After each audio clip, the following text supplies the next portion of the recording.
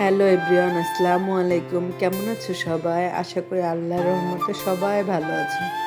আমরাও আল্লাহর রহমতে ভালো আছি। তো আজকে দেখো, আমার ছেলে আর ছেলের ফ্রেন্ডে মিলে কি সুন্দরভাবে আমার বেডরুমের বেডটা ক্লিন করে তারপরে সুন্দরভাবে চাদরটা বিছিয়ে নিল। মানে ছেলেরাও যে সব কাজ পারে সেটা এই ভিডিওটা না দেখলে বোঝা যাবে না। সব যে মেয়েরা পারবে এমন কোনো কথা নাই। ছেলেদের কাজ মেয়েদের কাজ ছেলেরাও করে দিতে পারে। যেহেতু আমার মেয়ে নাই, আমার 3টাই ছেলে। তো মানে আমার ছেলে সবসময় আমাকে কাজে কর্মে হেল্প করে।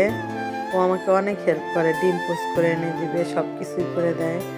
তো আজকে ছেলে আর ছেলের ফ্রেন্ডে মিলে আমার বেডরুমটা পুরা সুন্দরভাবে পরিষ্কার করে নিল এবং বেডরুমের লুকটাই চেঞ্জ করে দিল। এই তো আজকের আমার বেডরুমটা। তো কেমন হয়েছে প্লিজ কমেন্টে জানাবে। তো এই তো এখন ছেলেদের আবদারে চলে আসলাম বিরিয়ানি রান্না করতে। তো বিরিয়ানি রান্না করার জন্য আমি একটা ইউনিক আইডিয়াতে আমি সবসময় বেশি বেশি করে পেঁয়াজ কেটে ফ্রিজে রেখে দিই। এতে কাজটা অনেক দ্রুত এগিয়ে যায়। এই জন্য আমি সবসময় যেভাবে কাজ আগানো যায়, যেহেতু আমি একাই 3টা বাচ্চাকে লালন পালন করি, তো আমার তো সব কাজ একটু গুছিয়ে রাখলে খুব দ্রুত আমি করতে পারবো, এরকমভাবে আমি সব কাজ করি।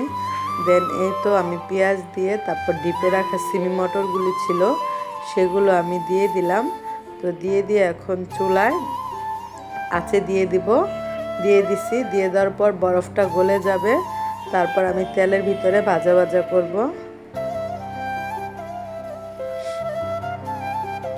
তারপর সরিষার তেল দিয়ে নিব। আর বিরিয়ানি রান্না করলে কিন্তু সরিষার তেলটা খুবই মজা লাগে, সরিষার তেল দিয়ে খুব মজা লাগে। আজকে রোজা ছিলাম, তো সোমবার আর মঙ্গলবার এই 2 দিন রোজা রাখলাম। তো এর জন্য একটু কথা এলোমেলো হয়েছে, প্লিজ যদি ভুল হয় সবাই ক্ষমার দৃষ্টিতে দেখবেন। তো এই তো এখন গরুর মাংসগুলো ছোট ছোট করে কেটে নিলাম।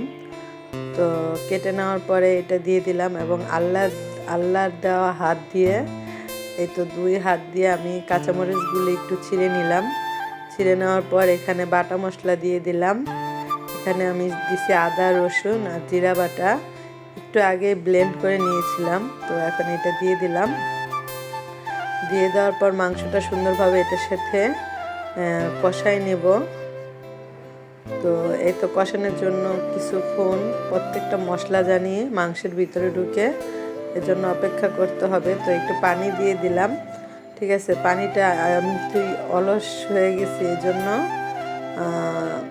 ব্লেন্ডারের যে বাটি সেটা দিয়ে পানিটা দিয়ে দিলাম, জগটা দিয়েই সরি। তারপরে একটু শুকনো মরিচের গুঁড়া দিলাম। আর ছেলেরা প্রচুর ঝাল খায়, প্রবলেম হবে না আশা করি। তারপর দিয়ে দিলাম আলু। এখন গোল গোল আলু পাই নেই, তো যেটা পেয়েছিলাম সেটা দিয়ে রান্না করে ফেললাম। পারফেক্ট বিরিয়ানি রান্না করলাম আজকে। আমি আগে কখনোই এই কাজগুলি পারতাম না, কিন্তু এখন সত্যি আমি পারফেক্টভাবে যে এত সুন্দরভাবে যে বিরিয়ানি রান্না করতে পারি, খিচুড়ি, এটা আমি আগে কখনোই পারি নাই, কিন্তু এখন আমি খুব সুন্দরভাবে সব কিছুই পারি।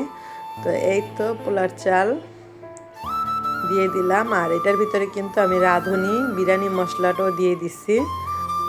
এটা দেখানো হয় নাই, নাহলে কালারটা এত সুন্দর আসতো না। দেন এই তো আমি এখন এটা দিয়ে সুন্দরভাবে কষিয়ে নিব। কষিয়ে নেওয়ার পরে এই তো একটু কাঁচামরিচ দিলাম আর দুধ দিলাম, সাথে দুধের ভিতরে লেবু দিয়ে দিছিলাম, কারণ বাসায় টক দই ছিল না।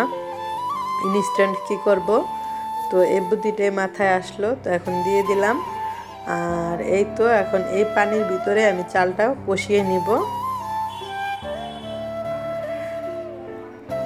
তারপরে যেন নিচে না লেগে যায় সেজন্য, আর ঝাল একটু বেশি করে খাবো, এজন্য একটু মরিচের গুঁড়া বেশি দিচ্ছি। আর আমি এভাবেও ঝাল খুব খেতে পছন্দ করি।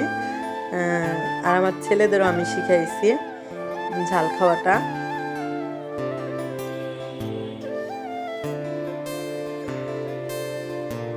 তো এই তো আমার হিটারে যে গরম পানিটা ছিল সেটা দিয়ে দিলাম।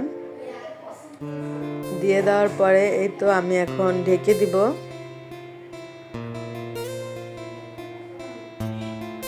ঢেকে দেওয়ার পরে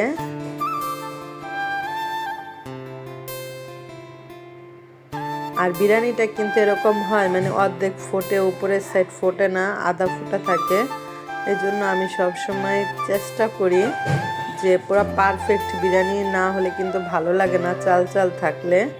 তো আর এইটার ভিতরে রান্না করে আমি সবচেয়ে স্বাচ্ছন্দ্য বোধ করি। ওই জন্য আমি সবসময় এইটার ভিতরে রান্না করলে আমারটা পুরো পারফেক্ট হয়, এই পাতিলে রান্না করলে। দেন এই তো আমি এখন ফুটতেছে চালগুলো, কিন্তু আমার আর কি মানে চালটা আরেক পট কম দিলে ভালো হতো, কিন্তু আমি একটু বেশি করে রান্না করি। কেন, আমি যেদিন বিরিয়ানি রান্না করি সেদিন আমার বাবুরা একটু পর পরেই খায়, ঠিক আছে, মানে ওদের কাছে বিরিয়ানিটা খুব ভালো লাগে, এজন্য চাল পুরোটাই দিয়ে দিছিলাম।